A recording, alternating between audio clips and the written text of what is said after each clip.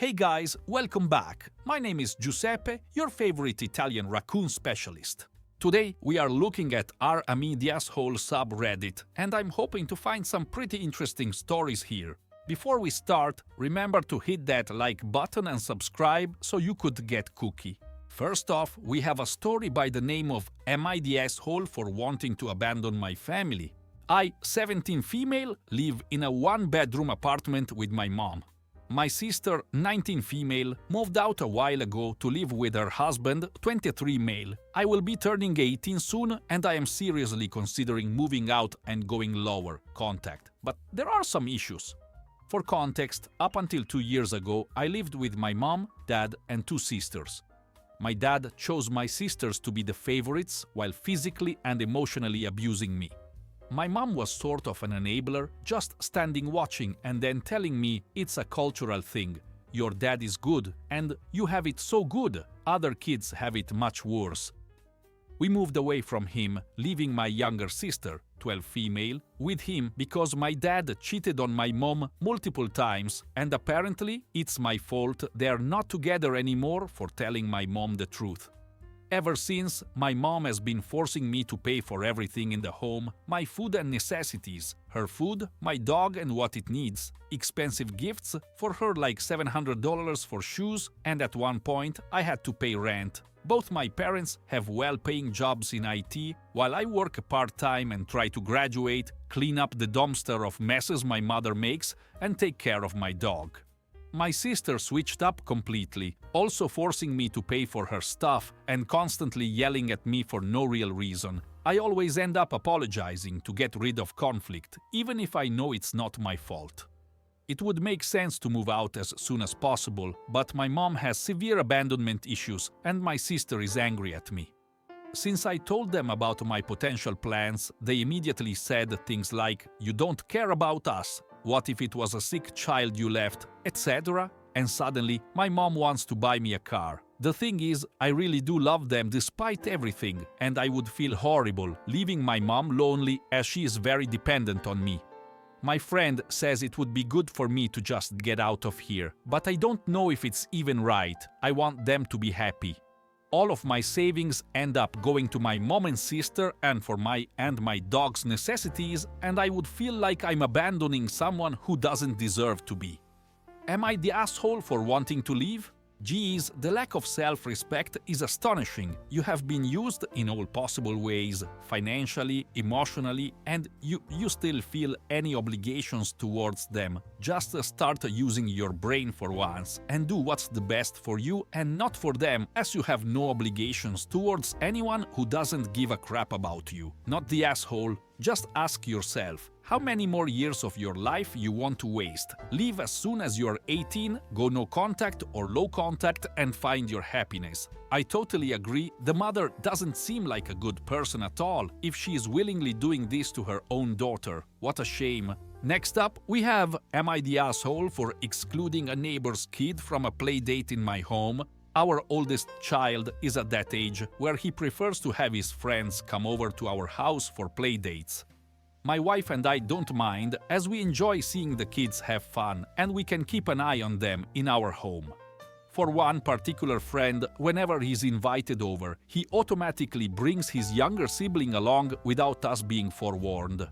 This isn't an issue for us as both kids are both kind and respectful. The problem is that when our neighbor's kid can hear the younger sibling in our backyard, she automatically runs over to our front door asking if she can join too.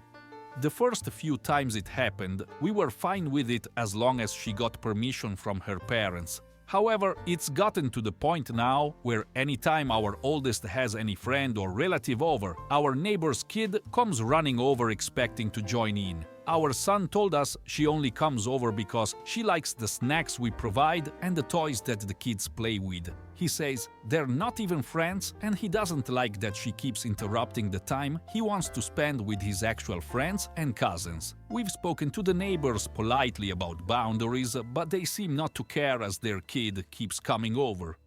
The last play date we hosted, as usual, the neighbor's kid came over and I answered the door and gently told her, I'm sorry, but you can't come over today. Ask your parents to see if friends' parents can have a separate playdate for another day, okay? She answered okay despondently and went back home.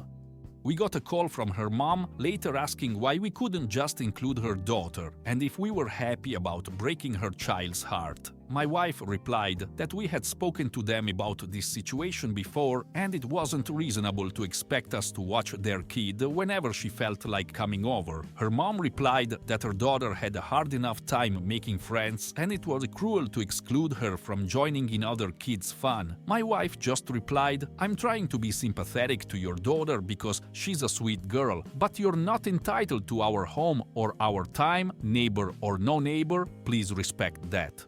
Then she told her she was going to hang up because we were expecting the other parents to show up to pick up their kid. Are we the assholes? Not the asshole. You're the host, so it's your call. I was always taught that you could only come to someone's house if they invited you. Side note, you don't even have to host the sibling because you didn't agree to. When I was a child, my little sister never came along on my play dates. It sounds like the neighbors haven't done anything about their daughter going over because they're essentially getting free babysitting.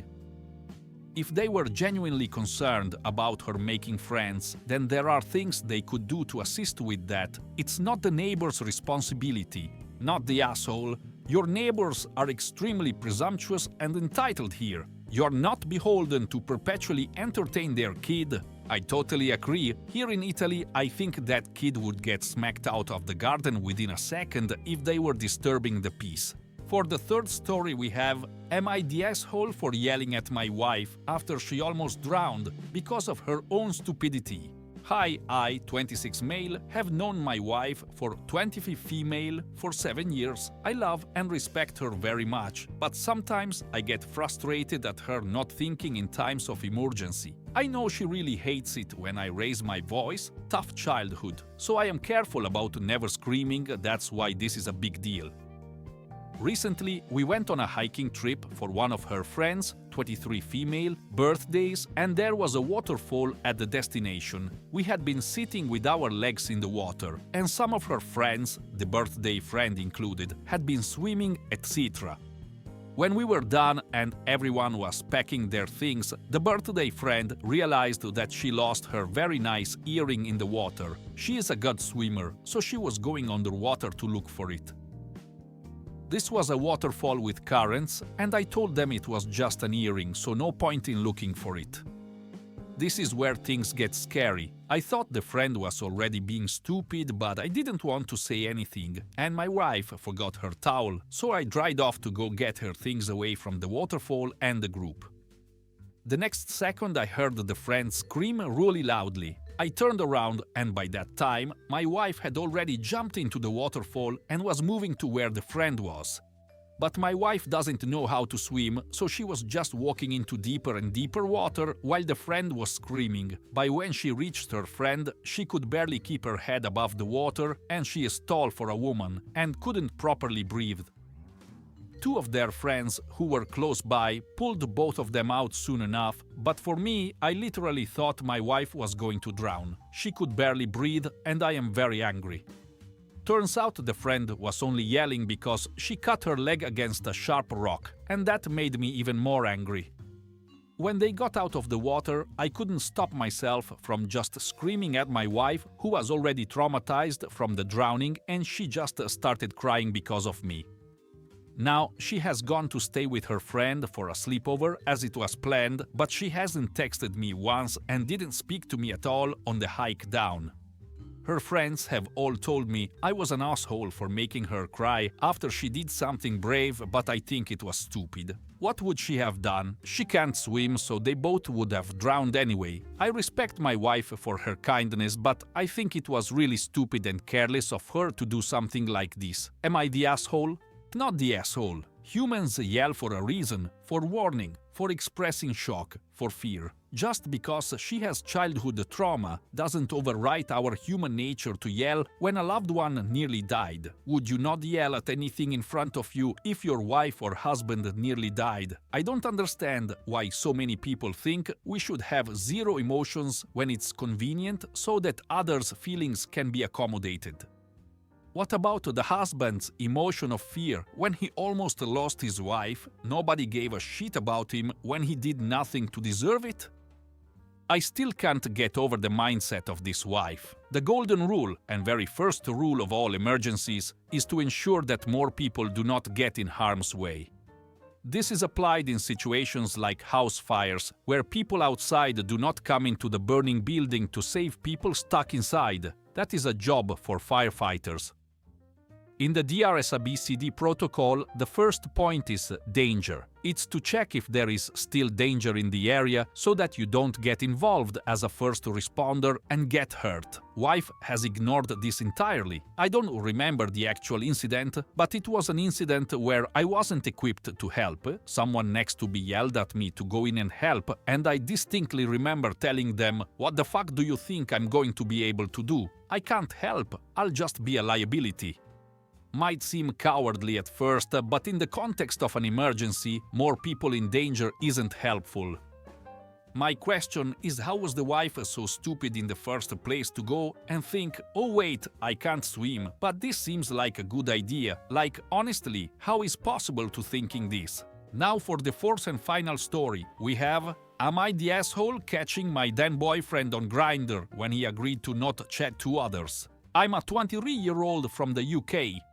Last night, my 4-year relationship, 22 male, came crashing down, and I must admit, I don't feel pain, I feel freedom. However, he has always excelled at playing the blame game. Regardless of what happened or how an issue could be resolved, it ultimately boiled down to whose fault it was. I am exceptionally hurt as all he's doing is accusing me of everything under the sun. Consequently, I am now labeled a control freak, a stalker, and burdened with numerous other accusations. For context, he has been falsely accusing me of being controlling, stalking, and hyper-focused on money. However, there was no substance behind any of these claims. Even his best friend turned on him yesterday, supporting me, as she could see I never once held him back. If anything, it was the other way around. To illustrate my lack of control, I allowed him to pursue other relationships while I remained faithful. Moreover, a few years ago, I caught him sexting while away with work on at least 2 occasions, yet I forgave him each time. We lived together, and for the last 6 to 7 months, he became increasingly withdrawn, spending most days stuck in bed. I encouraged him to go out with friends, to go clubbing or to a bar, anything to break the cycle of isolation. Eventually, I suggested that maybe it would be best if he moved out and stayed with his parents to help him mentally. Instead of discussing it with me, he began viewing properties behind my back, eventually signing paperwork to move out without my knowledge. Once he moved out, he accused me of being controlling and claimed I only missed him because I wanted to control him again. Despite my efforts to support his freedom, he interpreted everything as an attempt to control him. The only thing I ever objected to was him setting up an OnlyFans account. I mostly ignored his accusations until recently. He had been sexting other guys on a gay hookup app called Grindr for about 6 months, which I knew about. On Saturday, we mutually agreed for him to stop messaging other guys so we could focus on our relationship. This was a mutual agreement that was very simple and clear. However, given his history of deception, I created a blank profile to see if he would respect my request. Within 24 hours, he had another account on the app. When I confronted him, he accused me of stalking and controlling him. His excuses ranged from deleting an old account to viewing old messages, but the underlying accusation was that I was trying to control him. His best friend even came to my defense, advising me to remove him from my life as he is so fully of himself and can't stop talking shit. So, am I the asshole for this? After finally ending the relationship and sharing the truth with my family and close friends, they are justifiably angry with me for enduring this mistreatment for so long. However, was I wrong for the grinder incident? Thank you for reading. Try a relationship sub. So, from what I gathered from this is that her boyfriend was actually gay, I mean wowzers. I think I have seen and heard enough stories for today, and remember guys, if you did enjoy hearing this beautiful sexy voice, leave a like and subscribe so that I could keep producing these amazing videos for you guys. Stay stinky folks!